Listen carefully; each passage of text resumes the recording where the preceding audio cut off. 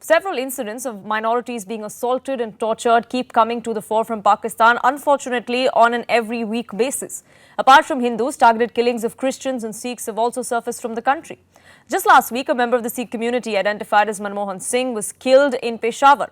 According to sources now, India has summoned the Pakistani diplomat and launched a strong protest against these attacks on minorities. India has demanded that Pakistani authorities investigate these violent attacks, especially against the Sikh community, and they share these investigation reports with India in a timely manner.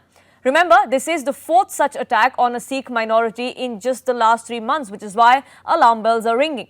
Siddhant Mishra, my colleague, getting us the latest as far as this particular instance goes. Siddhant, in this particular instance, have we seen any arrests that have been made, any action that has been taken?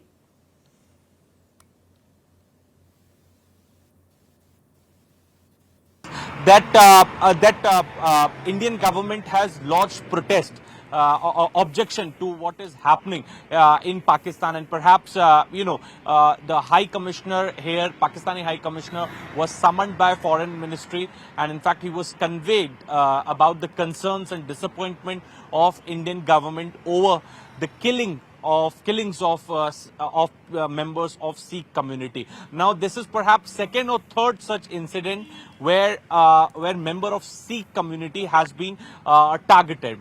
Normally, India doesn't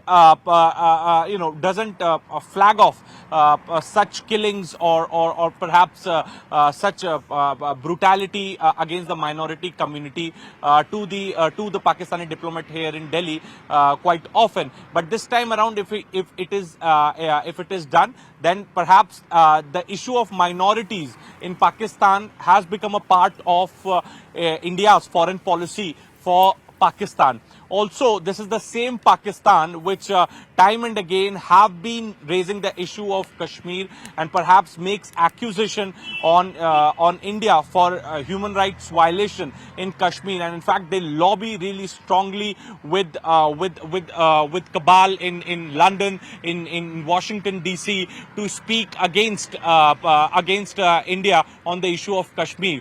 But talking in diplomatic terms, then tables have turned upside down, and now it is India's turn to remind the world, or perhaps to make world aware about what is happening on Pakistani soil. And this is perhaps one step that India has taken by issuing summons to diplomat here in New Delhi, and then also the way joint statement came out during Prime Minister Modi's state visit to United States, where both countries jointly condemned terrorism from Pakistani soil and perhaps expressed their concerns for cross-border terrorism to India. So with each passing, day, India is cornering Pakistan on world stage and also exposing Pakistan that how the government there in Pakistan is perhaps in a way endorsing or giving shelter to the perpetrators of such killings, because some media reports also suggest that these killings are the work of Islamic State, and no proper investigation ever takes place when it comes to the killing of people from the minority community. Yes. Already we have extensively reported that how Hindu community is being targeted or have been targeted by people in Pakistan with the support and shelter of people in government. And now the Sikh community is also facing a similar situation in Pakistan, and India believes in the rights of minorities, and this is perhaps the reason that yesterday this particular issue was flagged off, the concerns were raised, and in fact a very elaborative press release had also come from the Ministry of External Affairs in India confirming the same development. Back to you.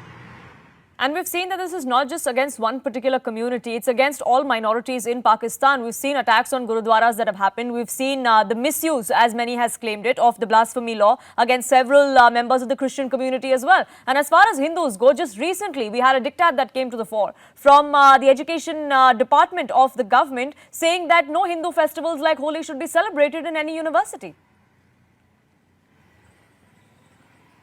Yes, absolutely, and later, because of the pressure from the international community and the way the people in Pakistan also, and in fact out of Pakistan have reacted to this that order was withdrawn. So it clearly establishes the intent and mindset of people in power in Pakistan, and especially the army, the Pakistani army, which supports such elements, who perhaps endorses their ideology, anti-minority, anti-Hindu, anti-Sikh ideology. And this is the reason that, on the basis of religion, on the basis of ethnic identity, these killings are taking place and the harassment is going on in Pakistan. And you take out any case in Pakistan, no proper criminal investigation has taken place in any of these cases, or perhaps no action has been taken place on the kingpins or the main guy who is orchestrating, or perhaps spreading venom against the minority community or targeting them for their ethnic identity. So no action as such has been taken. All what the government there does is do lip service when questions are being asked to them, or perhaps makes counter accusation on India by fake counter accusation by saying that what's happening in Kashmir, we are concerned about that. Yes. So that has always been a stand of Pakistan's foreign policy towards India. Now India has also started exposing Pakistan and also making the Western world aware about what Pakistan is doing to its minority.